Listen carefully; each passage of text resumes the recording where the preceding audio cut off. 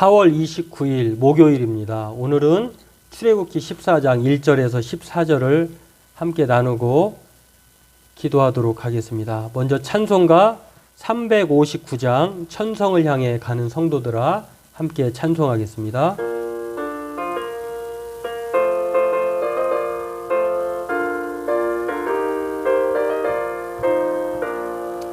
천성을 향해 가는 성도들아 앞길의 장애를 두려워 말라. 성령이 너를 인도하시리니 왜 지체를 하고 있느냐.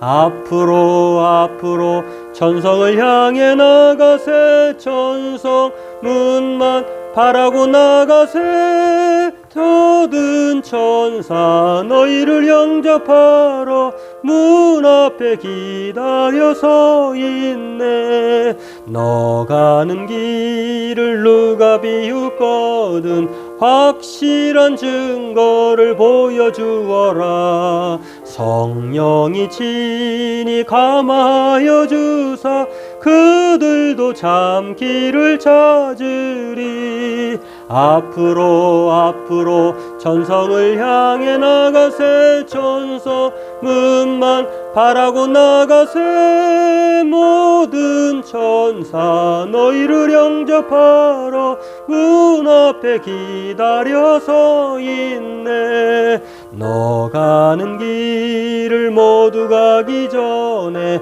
내 손에 든 검을 꽂지 말아라. 저마귀 흉계 모두 깨뜨리고 끝까지 잘 싸워 이겨라. 앞으로 천성을 향해 나가세. 천성 문만 바라고 나가세.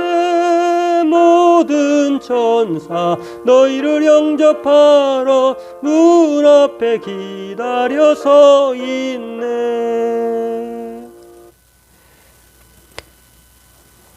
오늘 우리 함께 읽을 말씀은요, 출애굽기 14장 1절에서 14절입니다. 함께 같이 읽겠습니다. 여호와께서 모세에게 말씀하여 이르시되 이스라엘 자손에게 명령하여 돌이켜 바다와 믹돌 사이에 비아히롯 앞 곧 바알스본 맞은편 바닷가에 장막을 치게 하라. 바로가 이스라엘 자손에 대하여 말하기를 그들이 그 땅에서 멀리 떠나 광야에 갇힌 바 되었다 하리라. 내가 바로의 마음을 완악하게 한즉 바로가 그들의 뒤를 따르리니 내가 그와 그의 온 군대로 말미암아 영광을 얻어 애굽 사람들이 나를 여호와인 줄 알게 하리라 하시매 무리가 그대로 행하니라. 그 백성이 도망한 사실이 애굽 왕에게 알려짐에 바로와 그의 신하들이 그 백성에 대하여 마음이 변하여 이르되 우리가 어찌 이같이 하여 이스라엘을 우리를 섬김에서 놓아 보내었는가 하고 바로가 곧 그의 병거를 갖추고 그의 백성을 데리고 갈새 선발된 병거 600대와 애굽의 모든 병거를 동원하니 지휘관들이 다 거느렸더라. 여호와께서 애굽 왕 바로의 마음을 완악하게 하셨으므로 그가 이스라엘 자손의 뒤를 따르니 이스라엘 자손이 담대히 나갔음이라. 애굽 사람들과 바로의 말들 병거들과 그 마병과 그 군대가 그들의 뒤를 따라 바알스본 맞은편 비아히롯 곁 해변 그들이 장막 친 데에 미치니라. 바로가 가까이 올 때에 이스라엘 자손이 눈을 들어 본즉 애굽 사람들이 자기들 뒤에 이른지라. 이스라엘 자손이 심히 두려워하여 여호와께 부르짖고 그들이 또 모세에게 이르되 애굽에 매장지가 없어서 당신이 우리를 이끌어내어 이 광야에서 죽게 하느냐. 어찌하여 당신이 우리를 애굽에서 이끌어내어 우리에게 이같이 하느냐. 우리가 애굽에서 당신에게 이른 말이 이것이 아니냐. 이르기를 우리를 내버려 두라. 우리가 애굽 사람을 섬길 것이라 하지 아니하더냐. 애굽 사람을 섬기는 것이 광야에서 죽는 것보다 낫겠노라. 모세가 백성에게 이르되 너희는 두려워하지 말고 가만히 서서 여호와께서 오늘 너희를 위하여 행하시는 구원을 보라. 너희가 오늘 본 애굽 사람을 영원히 다시 보지 아니하리라. 여호와께서 너희를 위하여 싸우시리니 너희는 가만히 있을지니라. 아멘. 오늘 말씀은, 오늘 본문은 이스라엘 백성이 출애굽하여서요, 이제 바알스본 맞은편 바닷가에 장막을 치고 있었을 때에 애굽 왕 바로가 후회를 합니다. 그리고 바로 600명의 병거, 특별병거 600대를 선별하고요, 또 온 군대를 동원해서 이스라엘 백성들이 갇혔다. 앞에는 홍해고 자신들이 쫓아가면 영락없이 저것들 죽일 수 있다라고 그런 생각을 가지고 쫓아왔습니다. 그런 광경을 보고 이스라엘 백성들이 하나님에 대해서, 모세에 대해서 원망을 합니다. 우리가 애굽에 매장지가 없어서 여기까지 데려와서 우리를 죽게 하느냐. 거기서 그냥 가만히 애굽의 바로 왕을 섬기는 것이 더 좋았지 않았겠느냐라고 하면서 모세와 하나님에 대해서 한탄하고 원망을 합니다. 참 10가지 재앙을 받잖아요. 그리고 불기둥과 구름기둥이 함께 하신다는 것도 경험했잖아요.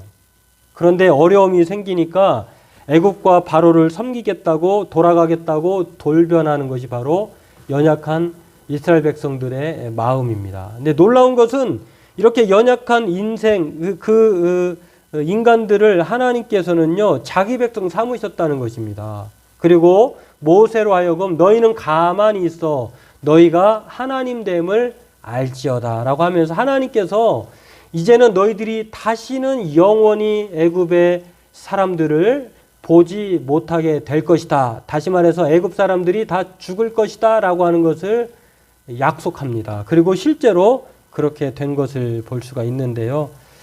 참 하나님의 놀라운 사랑을 우리가 볼 수 있습니다. 원망하고 불평하고 또 하나님을 버리고 과거로 돌아가겠다고 하는 이스라엘 백성들을 향하여서 하나님은 놀라지도 않고 그래도 책임을 다하시는 그 하나님의 놀라운 은혜와 사랑을 볼 수가 있습니다. 오늘 저와 여러분들도 이것을 생각하면서 우리가 바로 애굽의 종되었던 이스라엘 백성이 아닌가 하는 생각을 갖게 됩니다.